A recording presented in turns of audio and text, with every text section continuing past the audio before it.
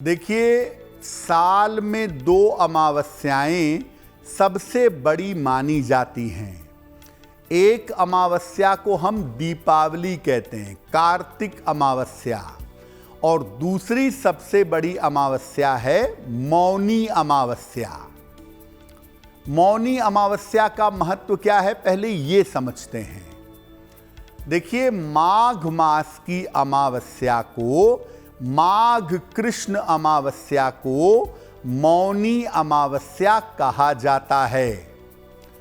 इस दिन मौन रह करके स्नान करते हैं, मौन रह करके ध्यान करते हैं और मौन रह करके दान करते हैं। अगर आप पूरी मौनी अमावस्या को संपूर्ण रूप से मौन रहें, संपूर्ण रूप से शांत रहें, तो अद्भुत स्वास्थ्य की और ज्ञान की प्राप्ति आपको हो सकती है। जिन लोगों को मानसिक समस्या है, भय की या वहम की समस्या है, अगर वो मौनी अमावस्या पर स्नान, ध्यान और दान करें तो निश्चित रूप से उनको लाभ होगा। मौनी अमावस्या पर अगर आप प्रक्रिया का पालन करें, यानी साधना करें, तो ग्रहों की शांति और दोषों का निवारण दोनों हो सकता है। मौनी अमावस्या हर साल आती है और हर साल में इसकी पवित्रता बढ़ती चली जाती है। और इस बार की जो मौनी अमावस्या है वो अत्यंत विशेष है। इसलिए इस बार की मौनी अमावस्या पर, जो कि 29 जनवरी को है, हम सबको प्रक्रियाओं का पालन करना चाहिए। देखिए, जैसा आपको पहले ही बताया कि इस बार की जो मौनी अमावस्या है वो अपने आप में विशेष है, अपने आप में बहुत ज़्यादा महत्वपूर्ण है। ऐसा क्यों है? इस बार की मौनी अमावस्या पर ग्रहों का अद्भुत संयोग बन गया है। साथ ही साथ इसी अमावस्या पर महाकुंभ की संपूर्ण स्थिति बन रही है। प्रयाग में जो महाकुंभ लगता है उसकी कंडीशन क्या है? सूर्य और चंद्र मकर राशि में हो और बृहस्पति वृषभ राशि में हो तो महाकुंभ संपूर्ण होता है, लगता है। देखिए, वैसे तो हम 1 महीना पहले से ही महाकुंभ मनाते हैं, बाद में 15-20 दिन भी मनाते हैं, लेकिन महाकुंभ जिस दिन एग्जैक्टली होगा, जिस दिन एग्जैक्टली ये लग रहा है संपूर्ण महाकुंभ परफेक्ट होगा, वो मौनी अमावस्या है, क्योंकि उस दिन सूर्य चंद्र मकर में होंगे और बृहस्पति वृषभ राशि में विद्यमान होंगे। बाकी तिथियों पर भी स्नान का महत्व है, लेकिन संपूर्ण अमृत स्नान, संपूर्ण महाकुंभ का स्नान 29 जनवरी को ही होगा, मौनी अमावस्या पर।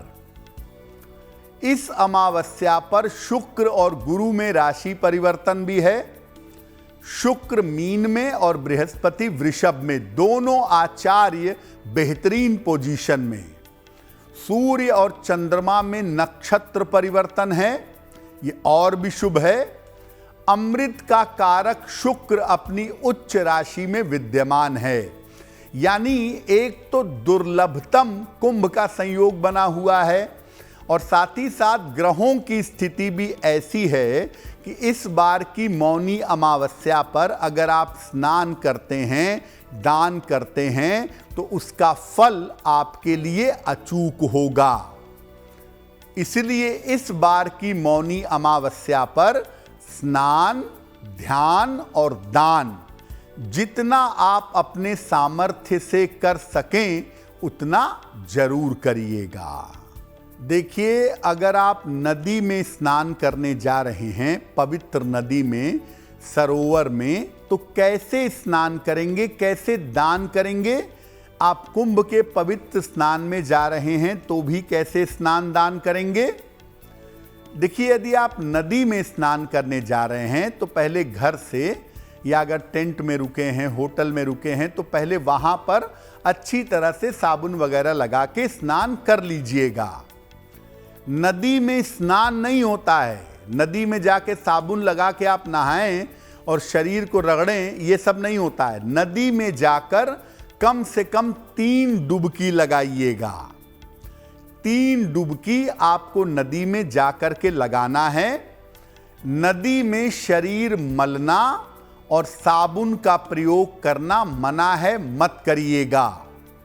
स्नान के बाद शरीर पोंछिए, स्वच्छ वस्त्र पहनिए और सूर्य देव को अर्घ दीजिए। इसके बाद देवी देवताओं का और अपने पितरों का स्मरण करिए। नदी से निकल करके वस्त्र धारण करें।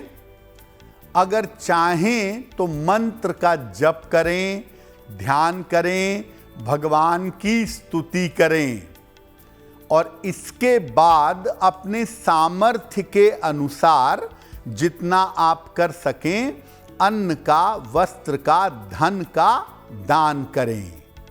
तो देखिए, नदी में अगर आप नहा रहे हैं तो आप केवल डुबकी लगाएंगे, नदी में रगड़ के साबुन वाबुन लगा के मत नहाइएगा।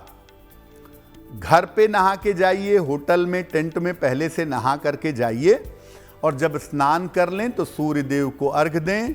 अपने पितरों को, पूर्वजों को स्मरण करें, उनको याद करें, उनको अर्घ दें और इसके बाद पूजा उपासना करना चाहें तो करें और दान करें।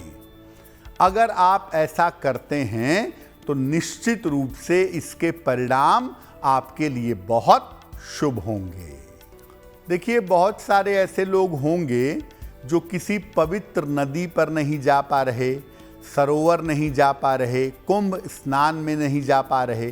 तो मौनी अमावस्या पर घर में किस प्रकार स्नान दान करें वो जान लें और अपने घर में ऐसा जरूर करें। देखिए, आप सुबह के समय सूर्योदय के अंदर या संध्या काल में शाम के 6:05 तक लगभग अमावस्या है, उसके पहले आप स्नान कर सकते हैं।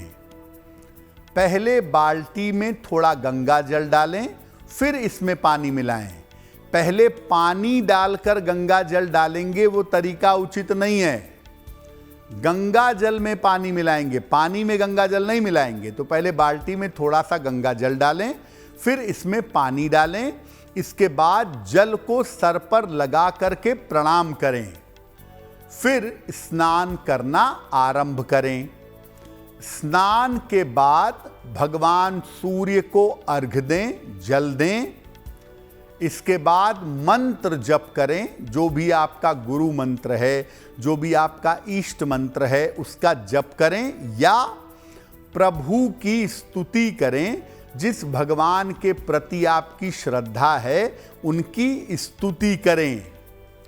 इसके बाद निर्धनों को अन्न का या वस्त्र का दान करें। आप इस तरीके से अगर अपने घर पे भी स्नान कर लेते हैं, स्नान के बाद ध्यान और दान कर लेते हैं, तो मौनी अमावस्या के अत्यंत शुभ फल आपको प्राप्त होंगे। और एक बात जरूर याद रखिए, इस दिन अगर आपको साधना को परफेक्ट बनाना है तो दिन भर, रात भर भगवान का नाम जप करते रहिएगा और मौन रहिएगा। अगर आप ऐसा कर लेते हैं तो इसके परिणाम आपके लिए बहुत शुभ होंगे। देखिए, मौनी अमावस्या पर दान करने का बड़ा महत्व बताया गया है, तो हम सबको अपने सामर्थ्य के अनुसार निर्धनों को दान जरूर करना चाहिए। मौनी अमावस्या पर अपनी सामर्थ्य के अनुसार दान करें।